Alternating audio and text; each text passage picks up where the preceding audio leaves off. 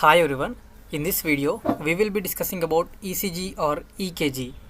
ECG stands for electrocardiograph or electrocardiogram. So electrocardiograph is a machine. Electrocardiograph is a machine or the instrument which is used to determine the electrical activity of the heart muscle in the human body. So it looks like this, as you can see here.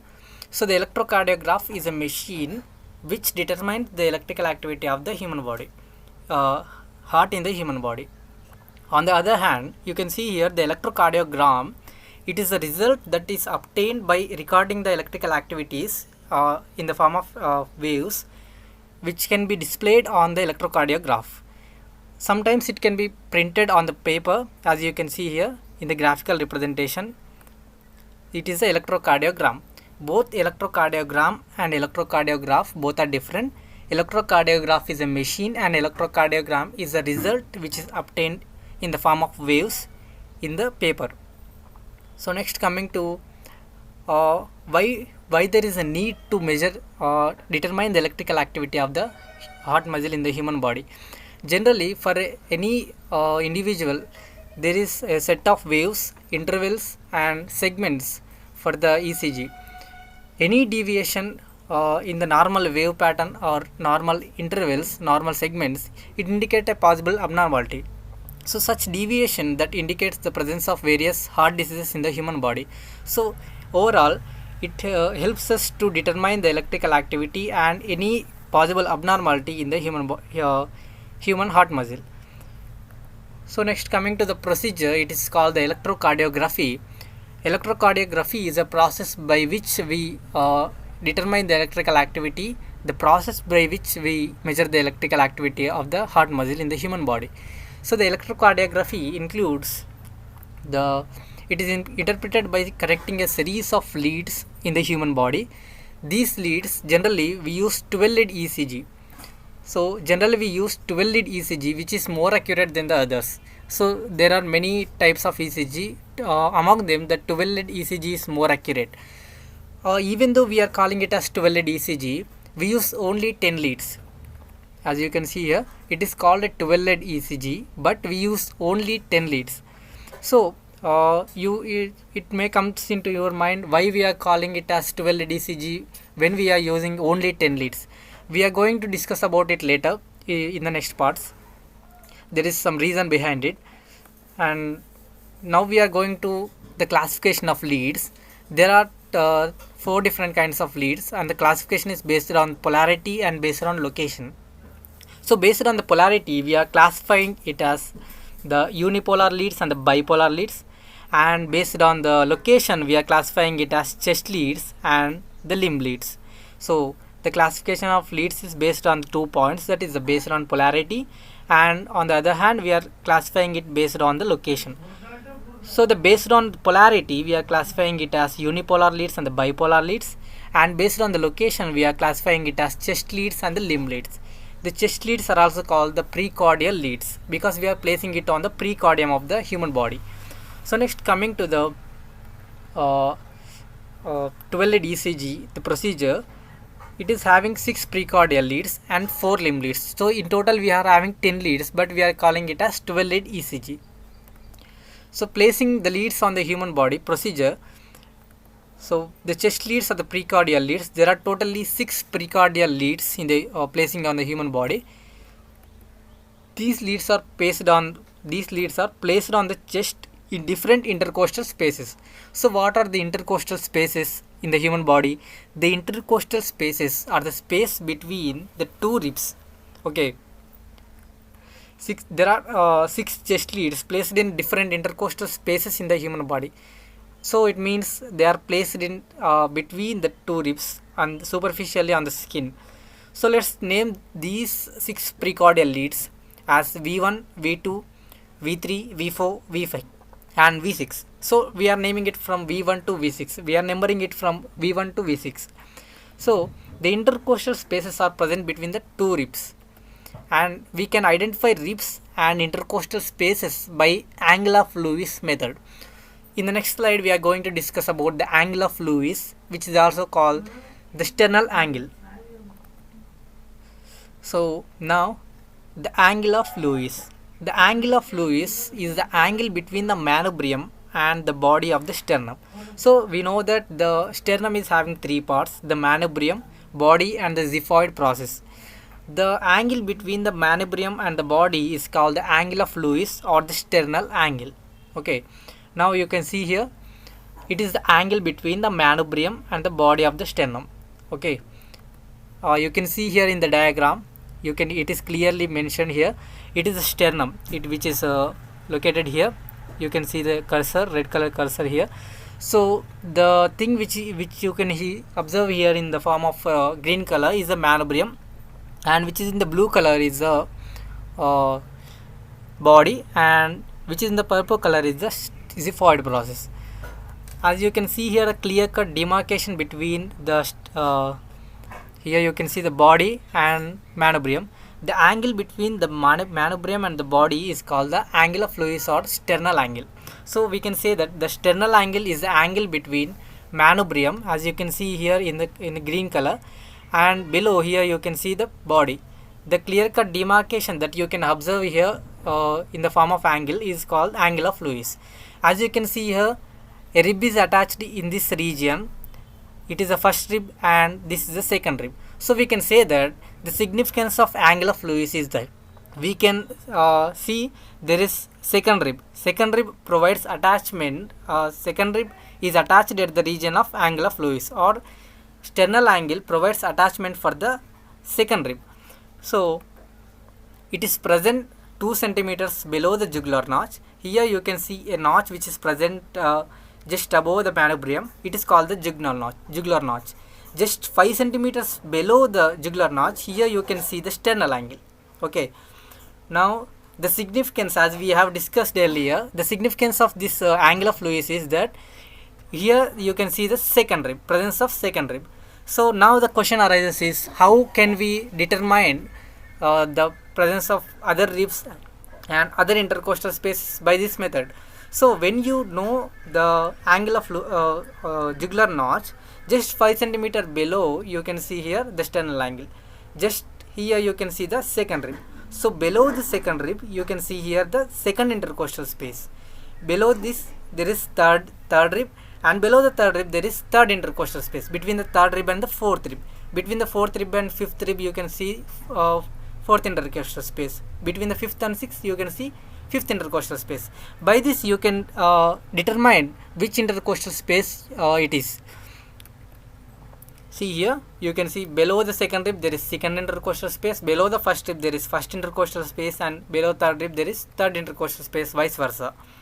So now coming to the 6 chest leads, how to place these 6 chest leads. So first we have to place the first one, V1. V1 is placed, we have numbered them from V1 to V6, right? So the V1 is placed in the fourth intercostal space. Let's come to here. It is the first intercostal space, second intercostal space, third and the fourth intercostal space. So here we have discussed that V1 is placed in the fourth intercostal space, just right to the sternum. Here first intercostal space, second, third and fourth. It is the right side. So here we place the first chest lead, that is the V1. So and next coming to the second lead, V2, it is placed in the same intercostal space as that of V1, but we are placing it on the left side. Okay. First, second, third and fourth. Here we are placing the first lead, that is the first chest lead, V1, and on left side we are placing the second V2, second chest lead. Okay. And next coming to the V4, we are discussing V4 before V3 because V3 position is based on V2 and V4. It is placed diagonally between the V2 and V4. So we are discussing first the V4, that is the fourth chest lead. The fourth chest lead is placed in the fifth intercostal space in the mid-clavicular line. Okay. It is the clavicle, right? In the clavicle, the plane that passes in the middle of the clavicle is called the mid-clavicular line. In the mid-clavicular line, in the fifth intercostal space, we are placing the fourth chest lead. Okay. The fourth lead is placed in the fifth intercostal space in the mid-clavicular line. So we have just now discussed that the V3 position is based on the V2 and V4. When you draw a diagonal line between the V2 and V4. At the center of this diagonal line we are placing the V3. So V3 is placed diagonally between the V2 and V4. Next, coming to the fifth lead, that is the fifth chest lead V5, it is placed in the fifth intercostal space and in the anterior axillary line.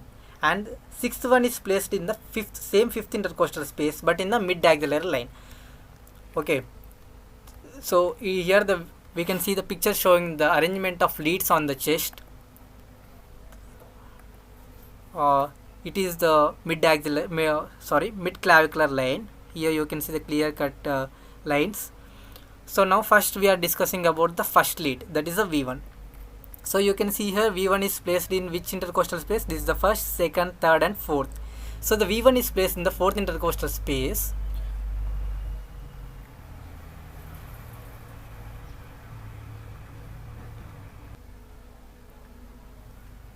So the V1 is placed in the fourth intercostal space, just right to the sternum, and V2 is placed in the same fourth intercostal space, just left of the sternum. As you can see here, V1 is placed in the first, second, third and in the fourth intercostal space.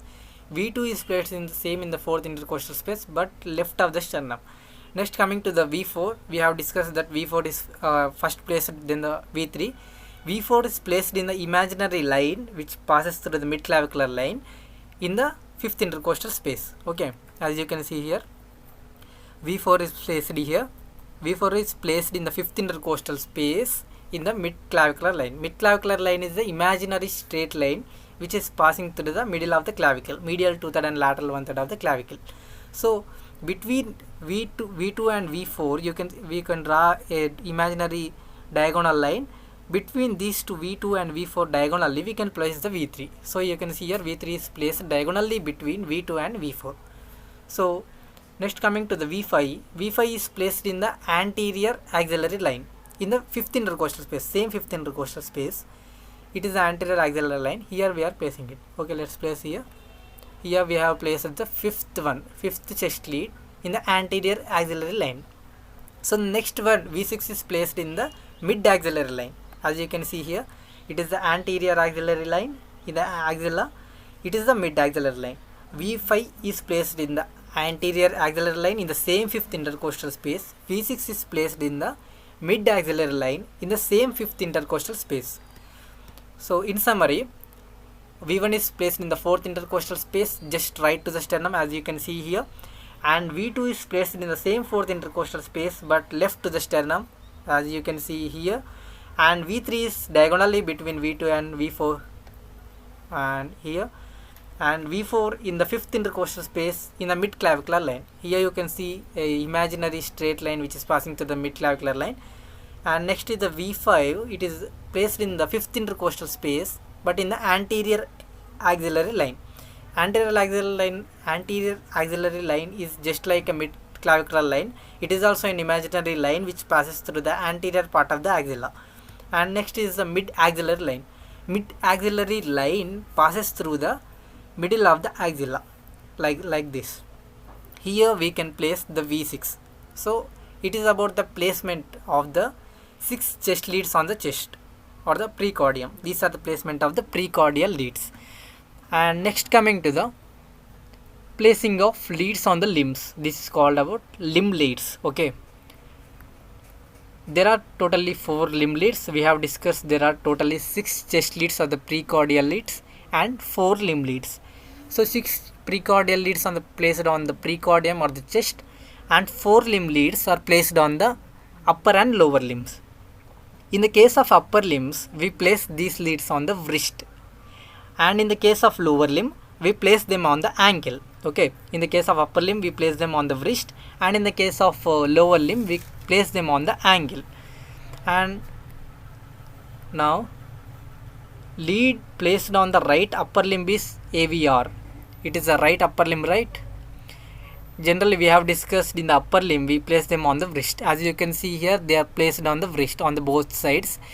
In the lower limb, we place them on the ankle. It is the lower limb. These two are the lower limbs, right? In the lower limbs, we are placing them on the ankles. Okay. The lead placed on the right upper limb is AVR. in the AVR, AV stands for augmented vector. So in short, we are calling it as AV. So it is augmented vector right. It is placed on the right upper limb in the that is wrist. Okay, here. And on the left side, you can see on the augmented vector left on the left upper limb here in the wrist. So next one, the lead that is placed in the left lower limb, it is the left lower limb on the ankle. It is augmented vector foot, not the augmented vector left foot. Okay, it is called AVF. On the right arm or the right upper limb is AVR, augmented vector right. On the left upper limb is augmented vector left. On left lower limb is augmented vector foot.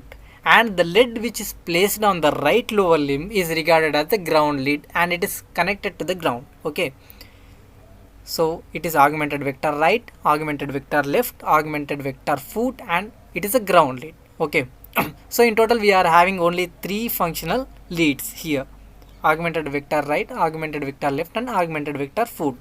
One of them is ground lead, which is connected to the ground on the right ankle. Okay, so both chest and limb leads are unipolar leads. Okay, so as of now we have discussed about the chest leads and the limb leads. Both of these are unipolar leads, and we haven't discussed about the bipolar leads, right? So the bipolar leads are the virtual leads which are formed by joining the unipolar limb leads. Okay, these are the unipolar limb leads. When we join the vector effects of these unipolar limb leads, we get bipolar limb leads. Okay, these are the virtual leads. These are not placed by us, and these are formed by the effects of unipolar limb leads. We are going to discuss them now.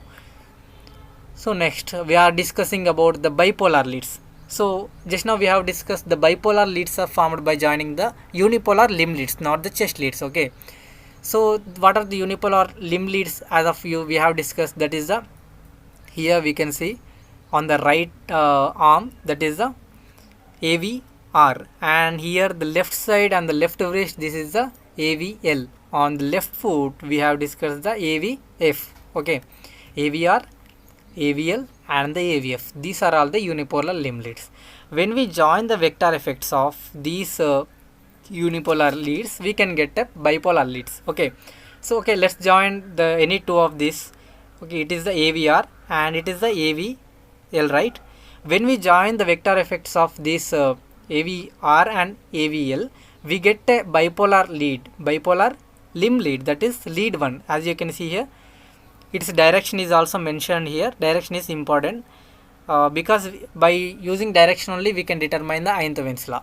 So it is from the right AVR to the AVL, it is a lead 1, and when from the AVL to the AVF, between the AVL to the AVF, there is lead 3. That is the bipolar lead 3. Okay, these are all limb leads only. Between the AVR and AVF, you can see here lead 2, but the direction of lead 2 is different from the lead 1 and lead 3. Okay, lead 1 is going in this direction. As you can see here, the depolarization is taking place from the negative direction to the positive direction. So here we have placed the negative, negative, positive and negative, positive and positive. Here the depolarization is taking place in this direction. In this case it is placed in this direction, but in this case it is opposite to both 1 and 2.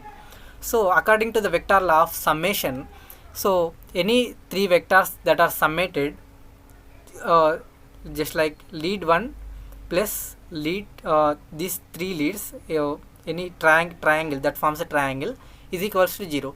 So lead 1 plus lead 3 minus lead 2 is equals to 0 in this case. Okay, lead 1 plus lead 3 minus lead 2 is equals to 0. So then we will get lead 1 plus lead 3 is equals to lead 2.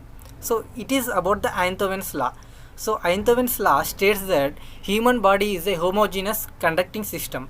We can place these 3 leads on anywhere. Okay, anywhere. So for our convenience we are placing them on right ankle, left ankle, and the wrist, like that. So he says human body is a homogeneous conducting system, and the vector law is very important in that case. So in this case you can see here lead 1 plus lead 3 is equals to lead 2. So what does it actually indicate? So lead 1 is the potential of lead 1, lead 3 is the potential of lead 3. So if you know the potentials of lead 1 and lead 3, you can know about the potential of lead 2. So this is about the Einstein's law. So earlier we have discussed there are totally 10 leads that we are actually using, but we are calling it as 12 lead ECG. So why we are calling it as 12 lead ECG? We are going to clarify here. So now how many chest leads we have used? 6 chest leads, right? 6 chest leads, V1 to V6. And how many unipolar limb leads we have used? There are totally 4. But out of 4, one of them is connected to ground. So there is no use of it. So as of now we are considering only 3 unipolar limb leads. Okay. And how many bipolar leads we can see here? These are the virtual leads which are formed by the effects of unipolar leads. So we have found 3 bipolar limb leads. This is the lead 1, lead 2 and lead 3. So in total you can see here 6 plus 6, 3 plus 3. Total we are getting 12 lead.